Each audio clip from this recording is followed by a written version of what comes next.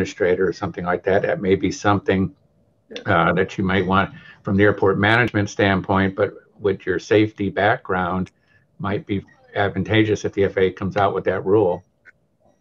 And I'm actually I just registered for safety management systems next semester as well. Oh, great. Awesome.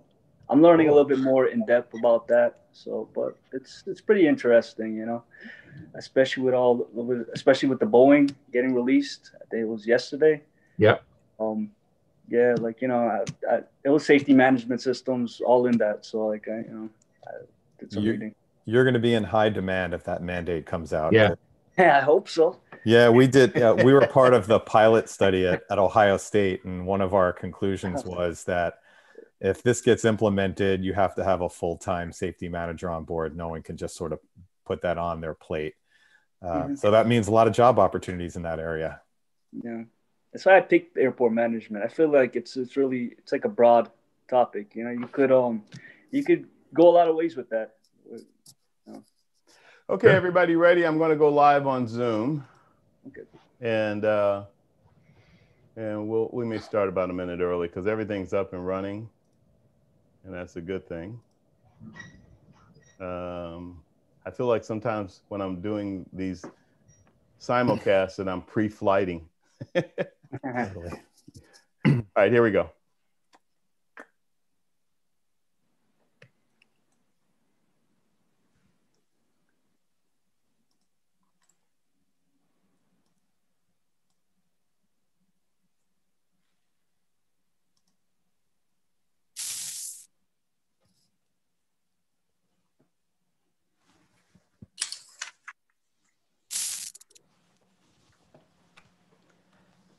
Hello, everybody. Welcome to All Things Aviation, another edition of it. I think this is our 16th show.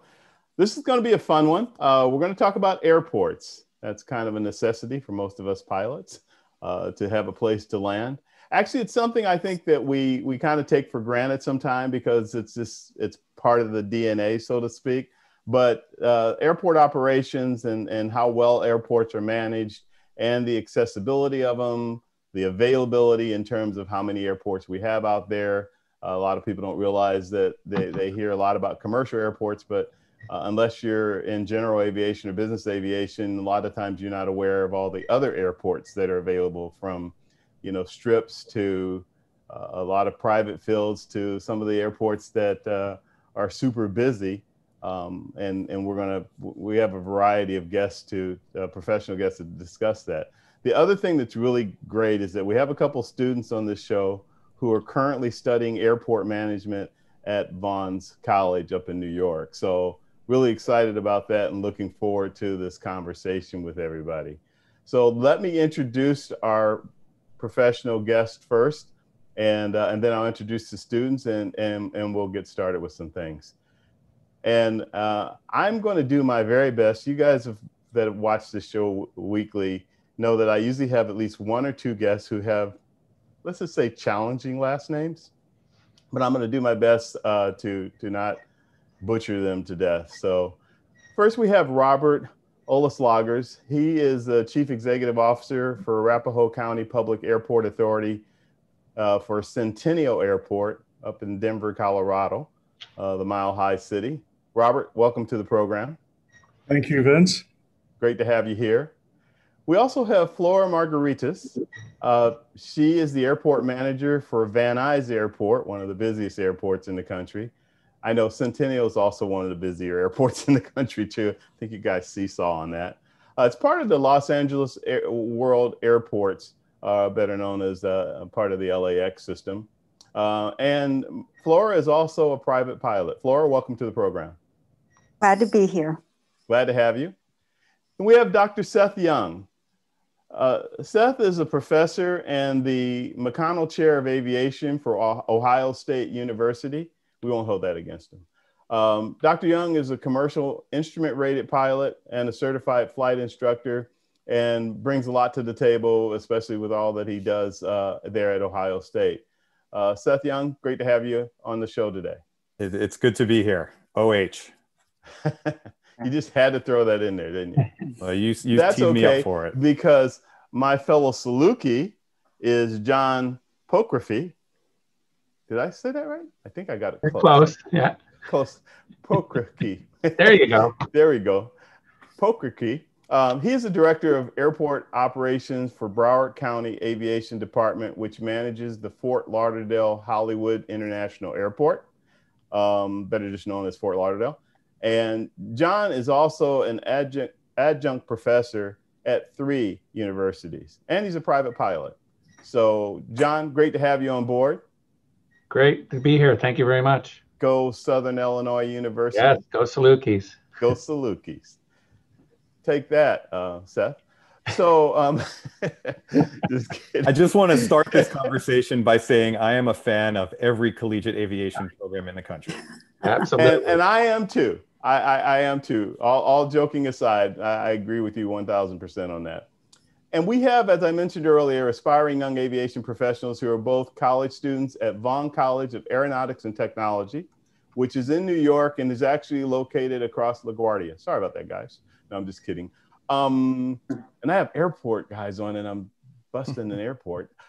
Anyhow, first, let me see if I can get his name right. Trevor, that's the easy part. Madra Mutu. Did I say that right, Trevor? Yes, you're right on point with that. Right on point. Great. I'm not going to say it again. I'm just going to call you Trevor.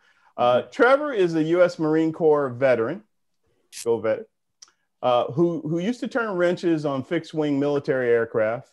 And now he's currently a junior pursuing his Bachelor of Science degree in airport management. Trevor, glad you could be with us today. Thank you for having me, Vince. And last but not least, we have Adi.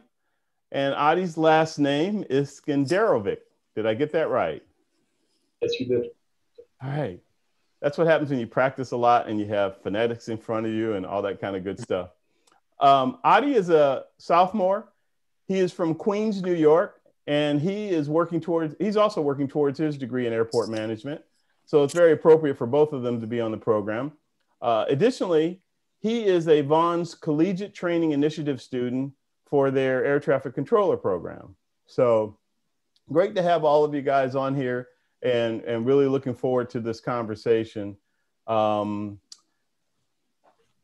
Before we get started, we have 2 people that have, at least that I'm aware of, unless all 4 of you have, or 6 of you have, interacted with Bob Hoover. And since this is the Bob Hoover Legacy Foundation, I have to start with hearing your stories, condensed please, but your stories of how you met or had a chance to meet and spend some time with Bob. Flora, I'm going to start with you. You actually, when we were talking about it on the show prep the other day, and you sent me a picture, and I was like, oh, cool, at the Reno Air Races. So tell us about that. Tell us about meeting Bob and what that experience was like. Gosh, the experience was great, and I feel very fortunate that I was able to meet Bob at the Reno Air Races. But prior to that, here at the Van Nuys Airport, he actually visited the airport here quite often and was affiliated with one of our FBOs. So I met him here on site first, and through some contacts of folks based here at the Van Nuys Airport, they actually were able to connect me with him one year up at the Reno Air Races.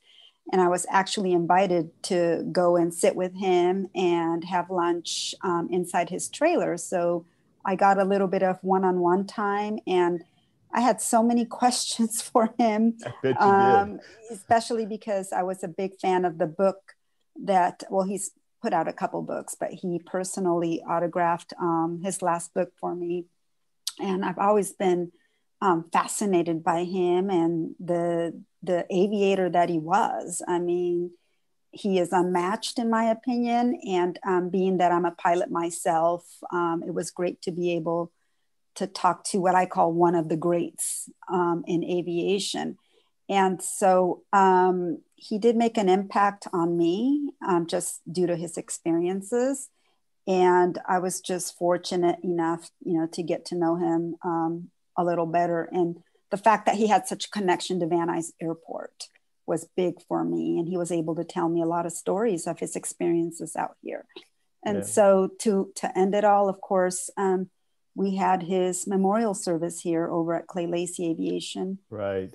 Several hundred people attended, and I felt like, you know, I was a part of that history, and to be able to say goodbye there, you know, was very meaningful to me. So that was my experience with him. Yeah, well, that's wonderful. Robert, you also have met and spent some time with Bob, although we think we were trying to figure out, somebody said that you were hiding a drink behind him, but I don't believe that. No, I'm just kidding. What was your experience with meeting Bob Hoover? Well, the photograph itself was at Centennial Airport, but I actually first met Bob Hoover back in 1987 at the 40th anniversary of the supersonic flight. He was a chase pilot for Chuck Yeager on the Bell X-1 supersonic flight. So this was a symposium that another Dr. Young put on. He was a historian at Edwards Air Force Base, and David Hardman from then Good Morning America was actually the moderator, and it was a great panel with all of the folks involved with Hoover. Over the years, I got to meet all of these guys. Did some work with General Yeager, but I kept seeing Bob at the Reno Air Race. You know, clean. Missed TNT in '86 before the races started. You know, I was the wax on, wax off guy. I had the low man on the totem pole job, but got to meet him a couple of times there at Baron Hilton's trailer that was there. And he would hang out with Clay Lacy and my mentor, Dan Savovich, who was the airport director at Mojave Airport, which later became the Mojave Air and Spaceport, the very first civilian licensed spaceport. So long history with all of these guys. Chuck Yeager actually referred to Bob Hoover as a pilot's pilot, and I've never heard him say that about anyone else. Absolutely. Before we get started with talking about airport operations management and administration, I just wanted to make sure that I didn't skip over John or Seth, if you guys have had a chance to meet or interact with Bob. No, unfortunately, I did not get that honor to meet him, other than to watch different videotapes and everything else of air shows that he flew in. But I missed that opportunity, unfortunately. Yeah, Seth? I actually got to meet him for a very short period of time. It was just a few years before he passed away at the EAA Air Venture.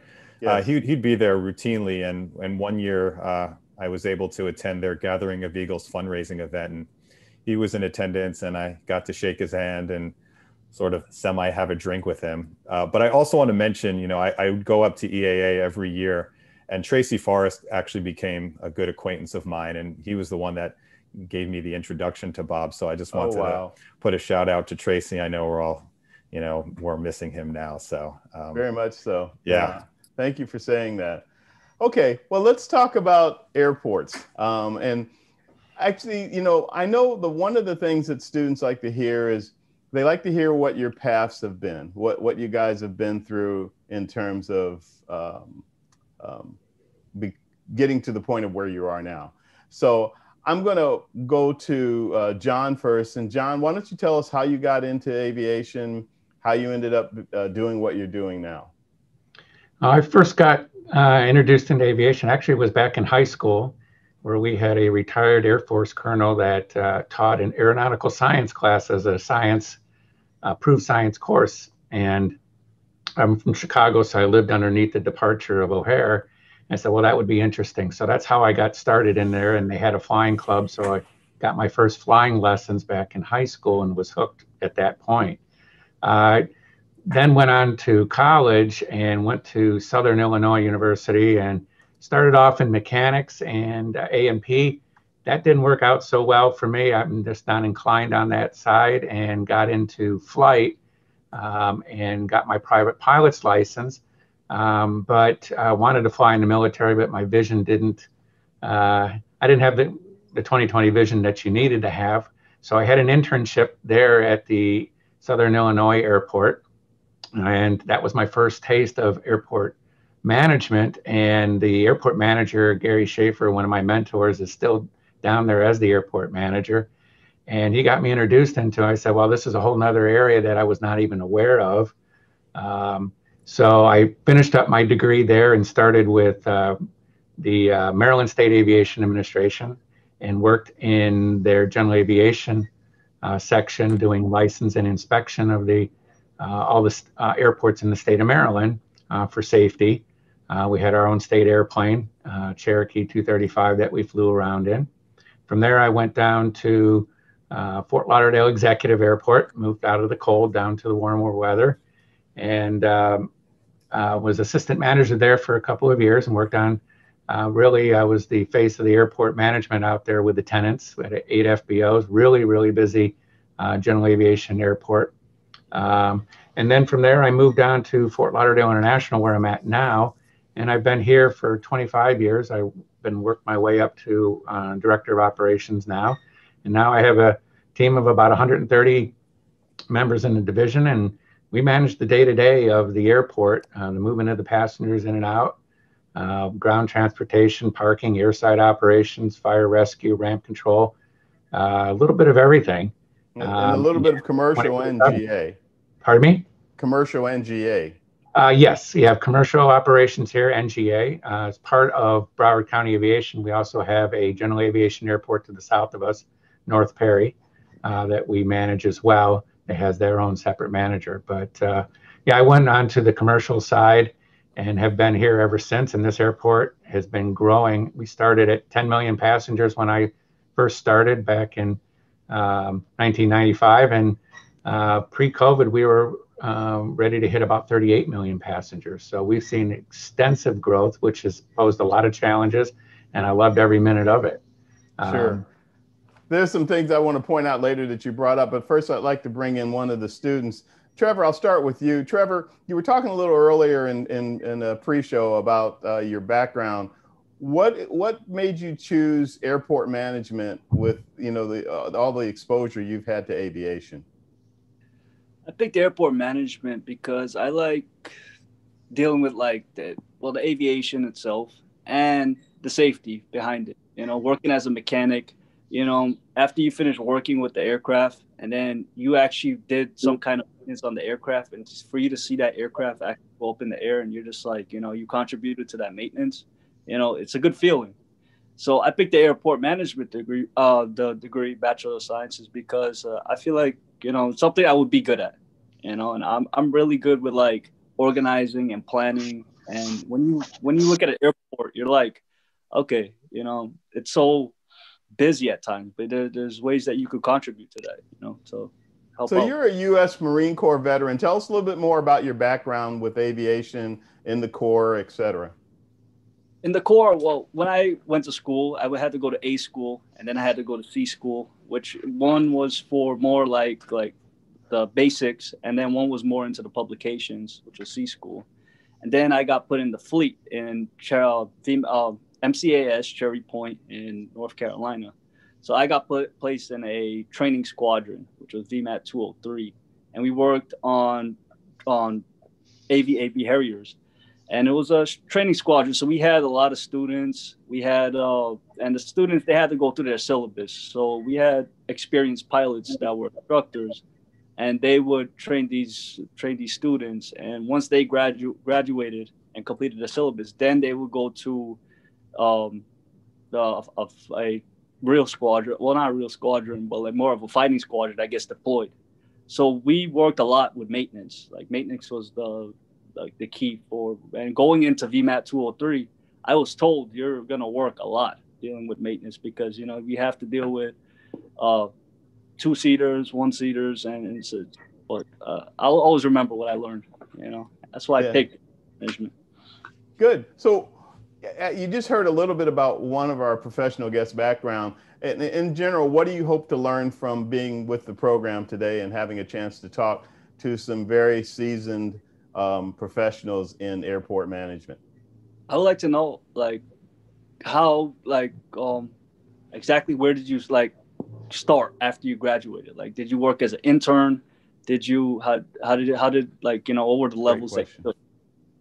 That's a great question, and I'll let any of our professional guests take that. Well, I started as an intern at the airport right there at school, and that's what got me involved in it. That's what a lot of even my students are getting involved in and airport management is that internship. Mm-hmm. Yeah, I think one of the things that I hear quite often, actually every week on the various shows about the various areas that we talk about, is everybody is very much into wanting to know, you know, right now dealing with COVID, having some limitations, not being able to really get out there the way I'd like to. What are some of the things that these students can do to further their career as they finish up their studies and start to pursue? I think probably one of the greatest things that they can do is get involved with some of the professional organizations. And one of the main ones is the American Association of Airport Executives. They have a committee, and I'm one of the committee members on the academic committee, and they're heavily involved with the schools. And the schools set up AAA committees at their schools. We have a conference call with all the schools once a month. And it's a way for them to be able to reach out and make contact with professionals in the industry. They also have a hub as part of their website that allows people to be able to match up with mentors in the industry and be able to at least talk to them even through technology. Yeah. Seth, Robert, Flora, what do you guys do in terms of helping the next generation get into, particularly into your fields? I'll start. So here, our organization, the Los Angeles World Airports, has historically had a lot of great opportunities for internships. So we have a huge department that gives students those opportunities. And I myself have hosted several interns over time for those that are interested in airport management. So here locally at Van Nuys, aside from our sister airport, one of the things that I do, since it was so helpful to me when I was in the position of Audie and Trevor, is I'm very open to helping any student that wants to learn from me, learn from the airport. And all they have to do is send me an email and I will provide information and help them with contact information or other things. So I was in their shoes one day and I will never forget the help that I got. And so that's how I want to give back. And that's how I do give back. So you're kind of also talking about, we're not only talking about networking, talking about mentorship. Absolutely. And somebody in your circle that kind of guided you, gave you advice, looked out for you, and that type of thing. Exactly. Robert Centennial, how about you guys? So we have a very active internship program. It's a paid internship program for an entire year. It's one of the best in the country. I don't say that to toot my horn. It's actually Lori Hinton, the assistant airport director that runs that program. She really does a fabulous job. Many of them have left this airport and are now managing airports nationwide, or are working at CADX airports, holding down pretty significant jobs. So one of the nice things about Centennial Airport is it is large enough to be very active. We have about 350,000 operations a year, but at the same time, we have a very small staff. So we actually rotate you through maintenance, planning. You get to do budgeting, but you also get to do noise work in the noise office for a while. Operations obviously is the big piece. We start you out, unfortunately, with the mid shift because it's the quietest. But eventually you'll get to work, daytime, working alert 2s, alert 3s, hopefully not too many, but when I started out in this business, there was no internship, and I came from the same area that Seth came. I was in Buffalo, New York, managing a very small airport, not knowing, frankly, what I was doing. I went over to Buffalo International Airport, and Larry Hedrick at that time actually allowed me to create my own internship because they didn't have any. And always been very grateful for that. So every airport I've been at since, we've tried to at least establish an internship program. When I came to Centennial Airport in 2000, they had a very robust program.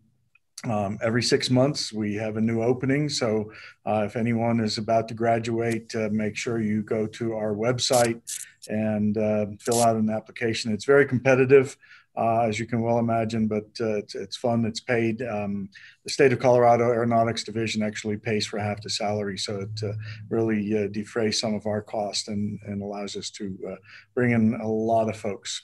And be ready for the Mile High City, right? Yeah, bring your oxygen tank. So anyhow, that's not the oxygen, but a good segue for Seth to talk. Because Seth, you kind of have a hybrid situation where you're involved with the airport, but you're also a professor. You run an aviation department, et cetera. So what do you guys look at in terms of? Yeah, my primary job, other than what the other professionals on the panel is to educate, right? So my job is to prepare the next generation of aviation and airport professionals. So we spend a good part of my time, doing a lot of active networking with students, both here at Ohio State and throughout all of the collegiate aviation programs, to try to find what students are interested in. It's interesting that Trevor was talking about safety. That's just one of a whole variety of different, needs at an airport. Could be safety, could be engineering, could be marketing, could be finance. So, my job is to figure out where the students' interests are and what their strengths are, and help them find an internship or find a mentor in the industry just by matching them up with people that we know. One thing that I think we can all agree upon, and the students will soon learn, is that while there are a lot of airports in the United States, the industry is really small. So we all know each other, at least 1 or 2 degrees of separation. So yeah, the best advice that I could give for any student that's interested in getting into an internship or just getting to learn about an airport is talk to your professor or join AAAE and join the student chapters or the academic relations committee. And I can almost guarantee you that you will find at least one mentor at least one airport that you can learn from and get your career going. Yeah. Seth, while we have you, how about telling us, what was your spark? How did you get involved in aviation? I got into aviation really late in the game, and I give credit to all of you on the webinar that are at an aviation school, because you already know that your passion is in this industry and you're pursuing it. I wasn't that proactive in my youth, right? I actually grew up in New York and saw airplanes flying on approach into JFK and LaGuardia, and I was always curious as to where they were coming from, or if they were departing out, where they were going to. And I thought, maybe I'll be a pilot. And that's about as far as it went. And I didn't even pursue aviation out of high school or college. I knew I had an aptitude for kind of math and science. So I got a degree from Buffalo in applied mathematics, which was great, but I didn't know what to do with it. So then I had to go to warmer temperatures, just like Dr. Oleslagers did, and moved out to California and went to grad school at Berkeley and got an operations research degree, which is super applied mathematics, and still didn't know what I wanted to do with my life. My first job was essentially in computer programming, and I love computer programming, but I didn't like the job, except for the fact that I traveled a lot. I was actually going back and forth between the San Francisco Bay Area and Denver. And the only thing I liked about the job was the travel. And normally people don't like the travel, but I actually looked forward to getting on an airplane. And at the time it was United Airlines, and you can dial into air traffic control. And I had no idea what they were saying, but I thought it was cool. And so eventually I went back to school to learn about transportation. And so I went back to Berkeley for my PhD in civil engineering with a focus on transportation. And it was only then that I took a class in aviation and airport design. And that's when the light went off. So now I'm like in my mid-20s and thinking, oh, wait a second, I can build airports? That's a job? And I was like, that's great. So that took it off. And along my degree program, I did take an internship at an airport management consulting firm, which works with airports all over the world to make themselves a better facility, either through a financial analysis or a master plan to, prepare for their future. And, that's how I sort of got into this business. Once I graduated, and took my first faculty job at Embry-Riddle Aeronautical University down in Daytona Beach, where I became the airport management faculty member. And that really motivated me to learn everything there is to know about airport management, since I had to teach it. And at that point, I was really involved in all aspects of airport management, both with the local airport in Daytona, but also I got involved with AAAE. And so I learned all the other topics about airports. All the while, I kept doing consulting. So I learned how to deal with airports problems and address them. And I also got involved in airport training and education. So airport professionals always need to get trained over the years just to keep themselves current, and also for certification requirements to get trained on how to safely operate on an airfield and how to safely maintain an airfield. So I do a lot of that now. And then after about 10 years at Embry-Riddle, I got recruited up here to Ohio State to be one of the faculty members, and that led into overseeing an entire aviation program. So and our program under the College of Engineering here at Ohio State owns and operates our own airport, which is Part 139 certified. And those of you studying airport management will know that's the certification requirements to accommodate commercial service aircraft. We are the busiest airport in the state of Ohio this year with almost 100,000 operations. So now I have the opportunity to work at an airport, teach about airports, and consult to airports. So that's my path. Sometimes it takes longer than you think to get there, but the end game has been really great. Wow. So very interesting. I'm going to give Adi a chance to tell us a little bit about his background. And Adi, maybe you have a question or two with regard to what you've heard so far in regards to airport management and from the breadth of background that these professional guests have today. So first off, I'd like to start off with thank you for having me. I was never really particularly interested in aviation. There was a critical moment after I completed high school where I just didn't know what I wanted to do with my life.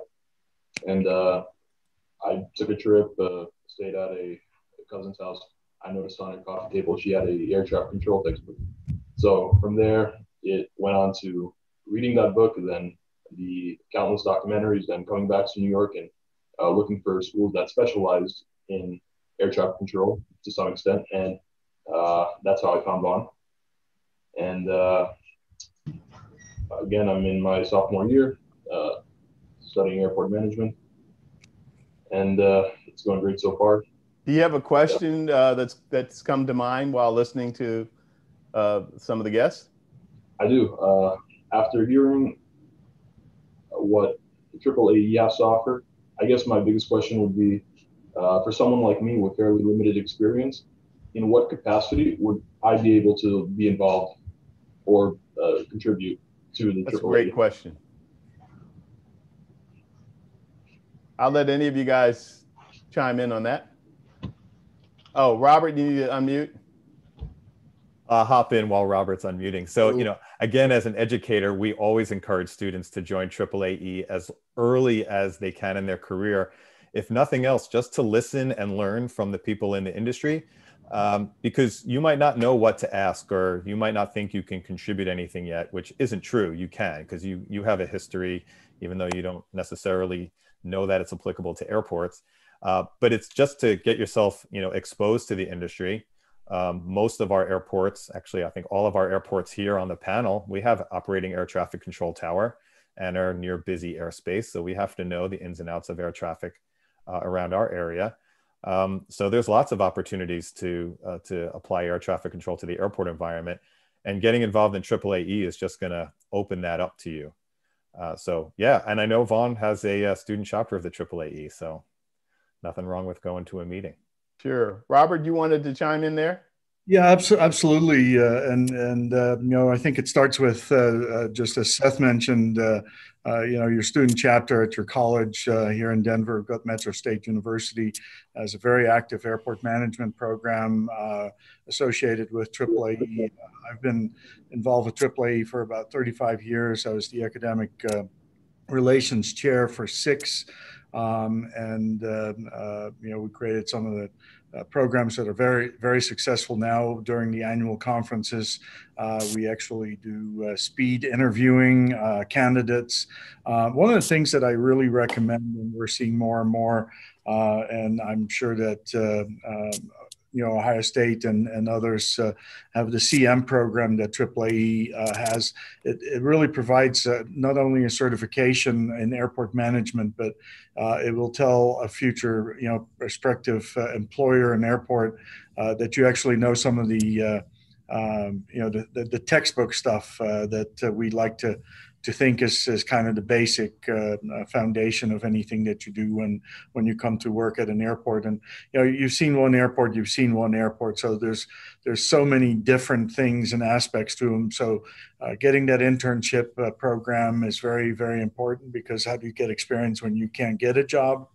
The internship is the answer. And so start with your college chapter, then look at your regional chapter. The Northeast AAAE chapter is very active. I've been involved with the Northeast chapter, Southwest chapter, and now the Northwest chapter. So that's, I think, the pathway, but definitely look into the CM program. It's always a good fallback position. I wanted to be a fighter pilot in the worst possible way. I was the poster child, even though there was no diagnosis for it back in the day, for ADD. Airport management is the perfect job for anyone with ADD. Yeah. And Vince, can I add Sure, that absolutely. I myself was a student member of the American Association of Airport Executives many years ago. And one thing I can appreciate about the AAAE is their willingness to help students. In fact, there's a special rate for a student membership. And when you attend the conferences, you also get a special rate. So they're very supportive. And I feel that, once I did join that organization as a student member, I feel like the doors opened, because they were very instrumental in putting me in touch with the right people. So if Audie, you and Trevor are not student members yet, sign up today, because it was really, really helpful to me. Yeah, I'd like to just piggyback in general with what everybody's saying, and just recommend to you guys and to all that are watching that you do whatever you can to get involved in terms of starting a communication with somebody in the industry. Whether it's one of the people from the show, I'm sure we'll be happy to start guiding you a bit, or somewhere local for you, where, up in New York or something like that. But to really start that process so that you can begin, a back and forth and a networking thing that's going to benefit you. As Seth said earlier, it's a small industry. It's a big, small industry. And, I actually probably have met 2 out of 4 of the guests on the show through some event and that type of thing, but we all know the same people. So if I haven't met them, we both know somebody, or we all know somebody else that knows us. So it's one of those industries that once you start to get in, and one of you just said, I think it was, I forget which one of you guys were talking about your persistence with really going after what you want. And so you may hit a few roadblocks and that type of thing, but if it's what you want to do, if you want to get into airport management and operations, et cetera, then that's something to do.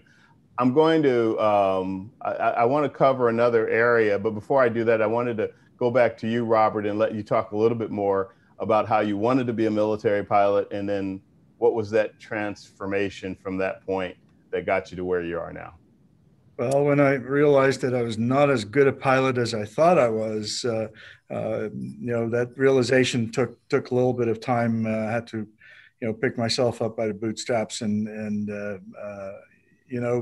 there's more pathways to Rome than one. And eventually, when I realized that I was not going to be a fighter pilot, I decided I was going to pursue my other interest, which was anthropology. I studied anthropology at the University of Buffalo, and got my bachelor's, master's degree, migrated actually into economic theory and migration theory, and got back on the business side. And all of a sudden, this opportunity fell in my lap to actually manage an airport while at the same time developing a piece of property for a gentleman I was working for while trying to put myself through graduate school and working on my doctorate. And so all of a sudden I got back in the aviation business. And the only reason I got even approached by my boss to do this is I had a total of 1.5 hours of flight time. And he thought I was the most experienced member of his team. So as I mentioned— Did you say 1.5 hours? 1.5 hours, yes. Accidental solo in a ultralight, no less. Yeah, scary. But what was interesting, my first airport, I got to mow the asphalt runway. So that was my start, and you know, progressively worked my way up the ladder to where I've been here at Centennial Airport for the last 20 years. It's a very busy airport, second busiest in the U.S. as far as GA is concerned. Since COVID, we've actually been in the top 5 airports in the U.S. as far as operations is concerned. We're still operating. We'll probably end up somewhere around 340,000 operations this year. So it's a busy place, but it's all corporate. I've really enjoyed the GA side. You know, sometimes airlines, their, you know, long-term planning is tomorrow's lunch. So I kind of like smelling jet fuel in the morning, being able to talk to pilots, and at the same time being able to grow this airport. And 1,000 different hats you wear every day. In fact, Vince, I sent you just before the show started an article on airport management, an airport manager wanted, that I wrote following Foster's article back in the, I think, late 50s, and updated it for modern times. So it's a 3-pager and tells you everything that you will be doing as an airport manager. So wow, well, great. Well, while we're talking about that, because that's one of the areas I wanted to make sure that we covered today. And Flora, I still want it, because Flora has a great story too about how she got started. So I haven't forgotten about that. But while we're talking about the different aspects of it, if we could briefly from each of you just tell these young professionals and the ones that are watching, what are the different things that you actually can do at an airport? Because you deal with everything. You have safety, you have operations, you have maintenance, you have security. You know, you deal with FBOs, you deal with airport noise abatement. And then you have a relationship with the city, the county, the state, et cetera. So can you guys kind of sum that up? Yeah, actually, Vince, if you look at that article, it lists everything. And I mean, literally everything that you could possibly do. You know, the other thing is you have to be able to predict the weather. You have to be able to explain to an Alaska bush pilot the same runway conditions as a Florida-based pilot. And that braking action is in fact good. So just a ton of different things. So I won't belabor them because I could spend 2 hours on it. But okay. I think, you know, they often call the manager the jack of all trades, and that's Yes. such a true term for all of us. We are expected to know a little bit, at the very least, about everything. And it's true that on a day-to-day, you wear so many different hats because you're at the center of it. You know, you are the conductor of the orchestra, I often say. You got to know, you know, the many different facets and elements on who to go to or talk to when you're trying to solve a problem. So there's a lot there. Yeah, I mean, it's so wide ranging, right? One day you have to put on a business outfit and go speak to the local government agency. And the next day you could be out running around chasing a fox off of a runway, right? Or trying to get the birds off. I mean, some people call being an airport manager the mayor of a city, because everything is there. And especially if you work at a GA airport or a smaller airport, the staff is smaller, so you do more and more of all different kinds of things. So it's a total full spectrum of different things that you can do in an airport.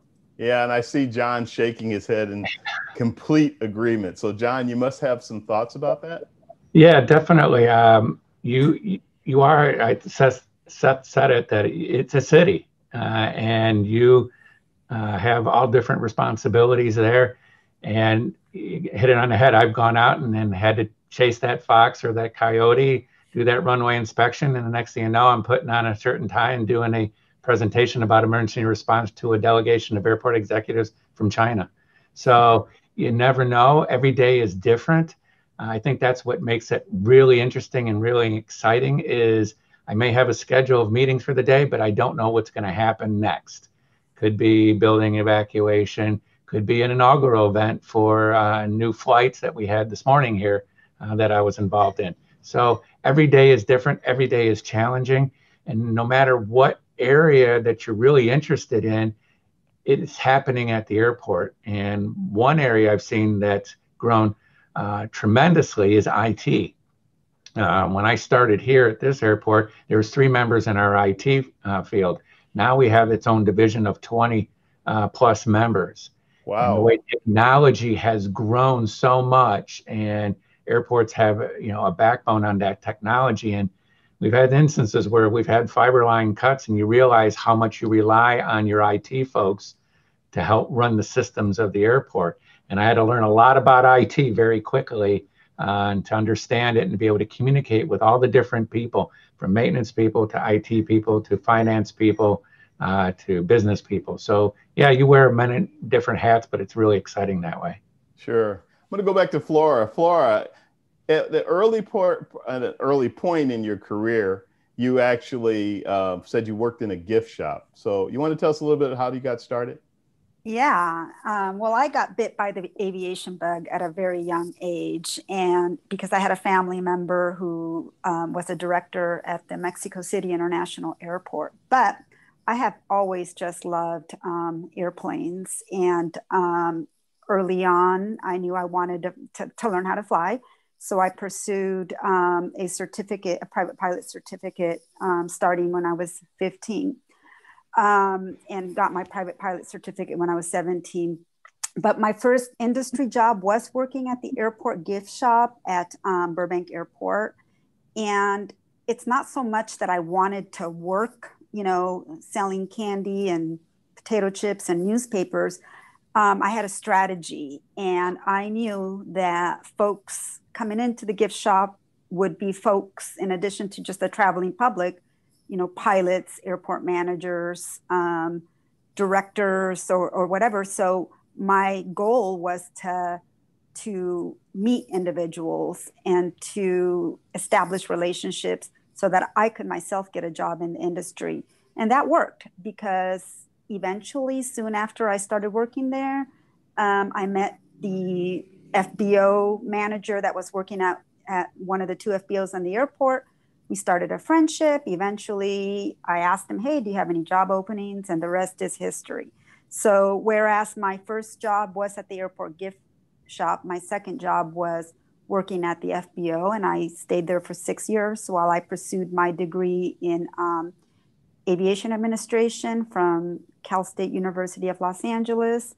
And that really, the degree coupled with the little experience that I had working at the airports, at the FBO and the gift shop, and my private pilot certificate really set the foundation for me to pursue the career, ultimately ending here in airport management. Yeah. Wow. That's quite a path that you took, but hats off to you for that. I'm going to go back to the students because we've got about 15 minutes left, and I want to make sure that we've covered our bases in terms of some of the things that are important to you guys. One of you being a sophomore and the other being a junior, and both of you were recommended to from your class to be a part of this program. So I can turn it over to you, Adi, or to you, Trevor, if you guys have another question for the panel. I do have a question. Go ahead. So this is for Mr. Oleslagers, and it's basically about your experience on the AAAE Policy Review Council. So do members of the AAAE Policy Review Council advise lawmakers on matters of aviation or aviation security? Is that something that they do? Is it appropriate? Yeah, absolutely. Great question. So the Policy Review Council is kind of an advisory body for the executive board of AAAE. There's a lot of representations from different airports, all sizes, and so invariably everyone has a different take on a particular issue, whether it's security or whether it's AIP funding. But very often it's kind of a clearinghouse, if you will, of thought to give to the executive committee, but also to AAA staff. AAA staff from Todd Haupley on, do a lot of the lobbying on Capitol Hill, Washington, D.C., Congress. They help generate the dollars that flow back to the airports through the Airway Trust Fund. And so by letting them know what the concerns are at the local airports, allows them to have more ammunition. We not only just provide that information, but we talk amongst ourselves. It's a very large group of people, but it's as far as a committee or a council goes, it's actually well run and very effective. Sometimes the size of a committee tells you how messed up things are, but in this particular case, it's a very effective committee. Thank you. Trevor, how about you? Did you have a question? I got one for Laura about getting in with the FBO. Was it very competitive getting that job? Is your second job? Actually, I would say no, because it started with the relationship that I developed with the FBO manager coming to the gift shop. So he knew I was a friendly person and provided good customer service, but it was that relationship that really opened the door. And I think that's very important. And that's a key piece of advice for both you and Audie is get out there and establish those relationships, look for those mentors. That'll be really helpful.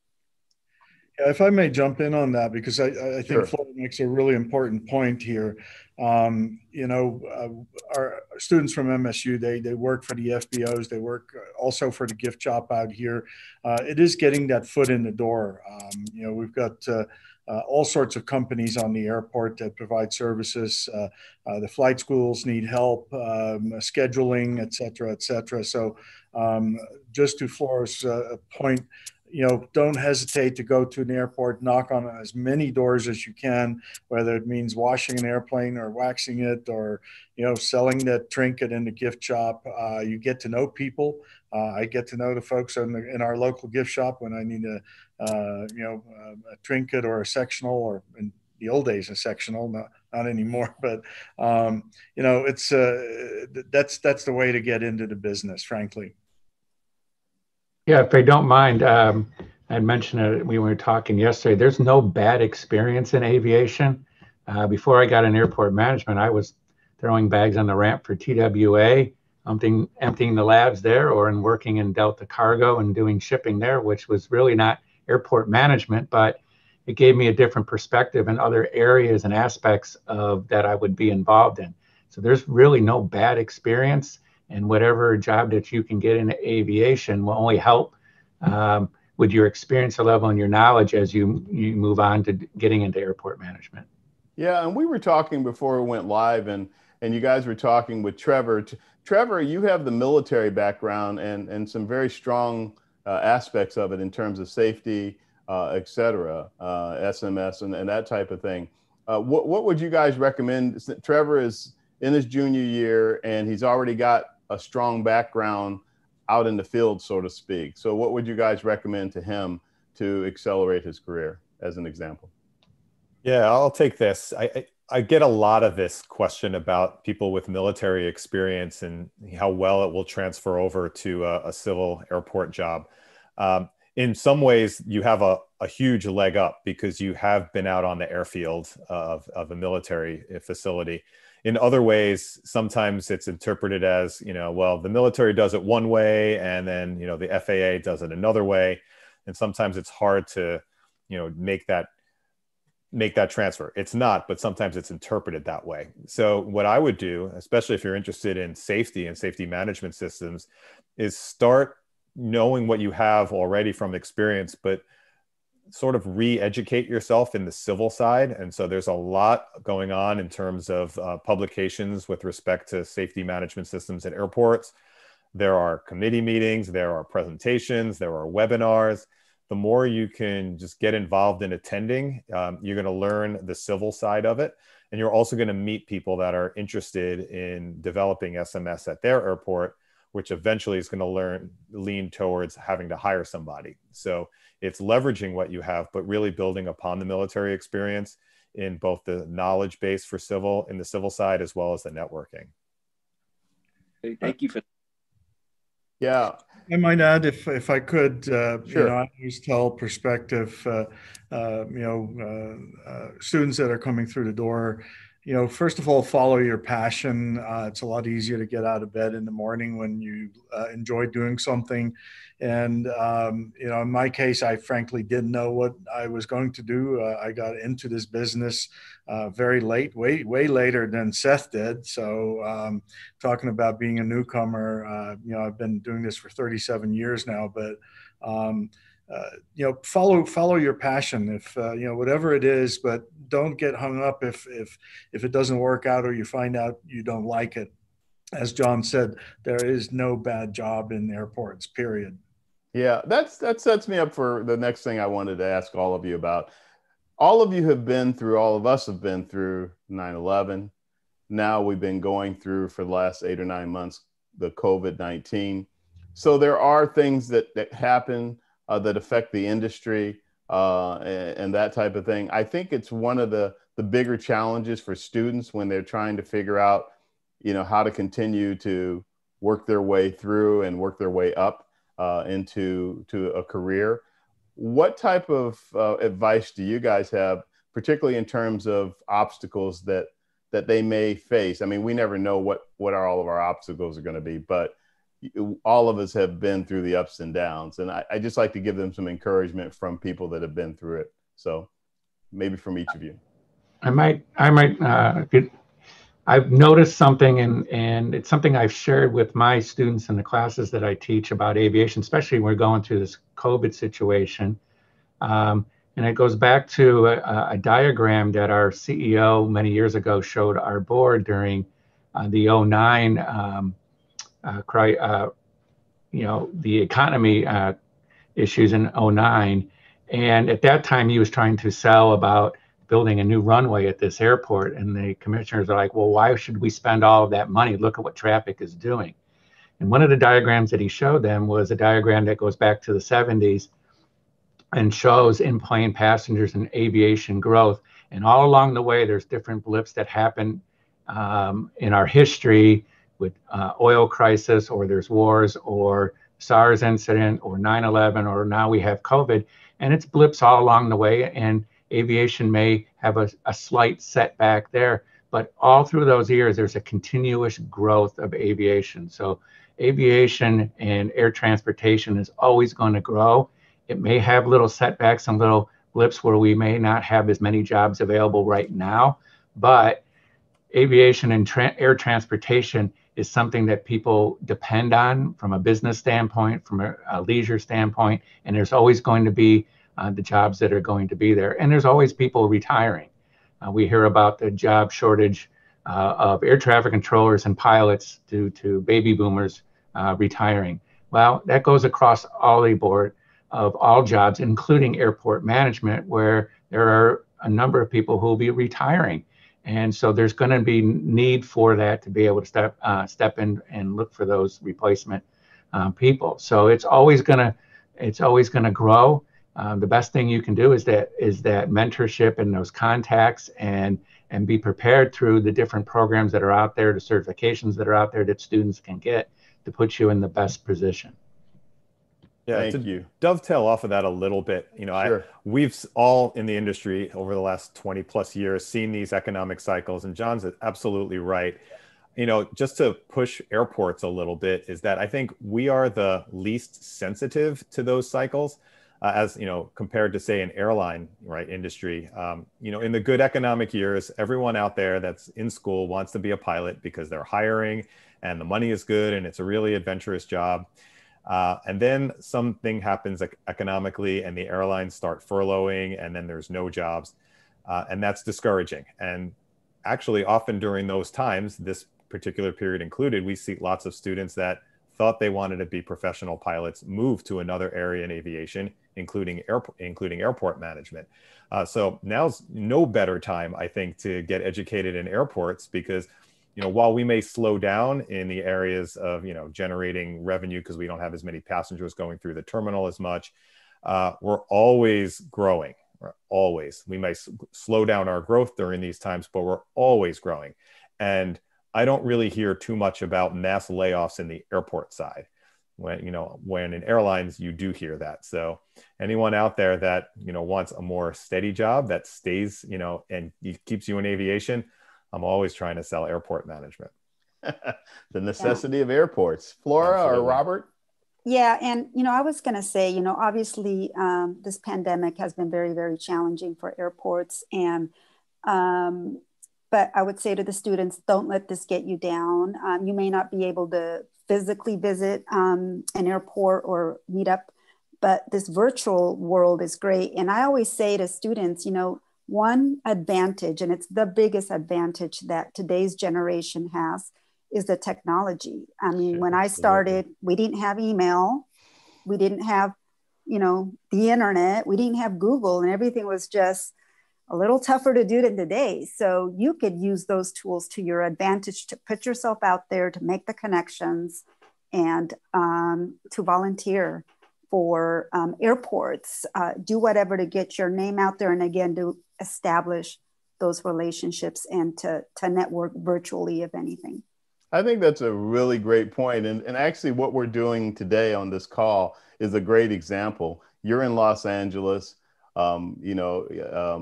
Robert's in Denver, John is down in Fort Lauderdale, and Seth is somewhere in Ohio. I think it's near a university there.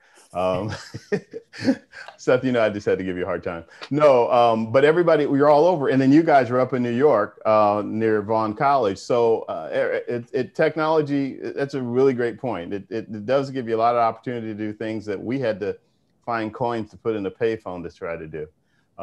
You guys have Google, and we used to have to go to the library and actually go through these big books and research stuff and mark stuff and then not mark the library books so you don't get in trouble, et cetera. So, okay, I'm really reminiscing there. Let me give Robert a chance to bring us home on this because we're going to be wrapping up in a minute. Yeah, so Vince and for Trevor, I actually have two veterans, a Marine Corps veteran and Air Force veteran on my staff. And they remind me on a regular basis, the watchword that I would like to throw out is rigid flexibility. Rigid, be dogged about what you do, but be flexible in everything that you do because things do change, whether it's COVID, whether it's the recession of 2009 or 9/11. And interestingly enough, the interns we are getting right now, they were toddlers when 9/11 happened. So I still live that every day, but it's rigid flexibility. I'll close with that. Well, and with that, I'd like to thank you guys very much for being what a great group of professionals from some, with the combination of your education backgrounds and in your airport management backgrounds. What a perfect scenario to really share. And we probably could have gone a lot longer because I even had a bunch of questions, but I was like, well, you can't go 2 hours with this. So anyhow, really appreciate and want to thank you all for that. And I really like to thank you, Trevor and Adi, for taking the time and being available and being a part of this. I think it's great information for you individually, but also for everybody that's watching. And by the way, I'll say hello to Vaughn College, as they say, a shout out, because I know a bunch of people from there are watching. And I actually just got a text from Dr. Lubner, who is the chair of management there at Vaughn College. And I also would like to thank the president, Dr. DeVivo of Vaughn College for helping move this forward and setting up this opportunity. So everybody, thank you for being on the program. We have run out of time. This is All Things Aviation. So on behalf of the Bob Hoover Legacy Foundation, and by the way, it was really fun hearing you guys' stories about Bob. I can never hear enough about him. And also thank you for the acknowledgement of Tracy Forrest, who passed about a month ago. So, but on behalf of the Bob Hoover Legacy Foundation, my name is Vince Mickens, and I'd like to thank everybody for watching, and hopefully catch up with us. Actually, next week will be a repeat, and then we'll be back live the following week. Everybody have a great Thanksgiving and holiday, and thank you very much. Thanks. Thank you. Thank you. Thank you.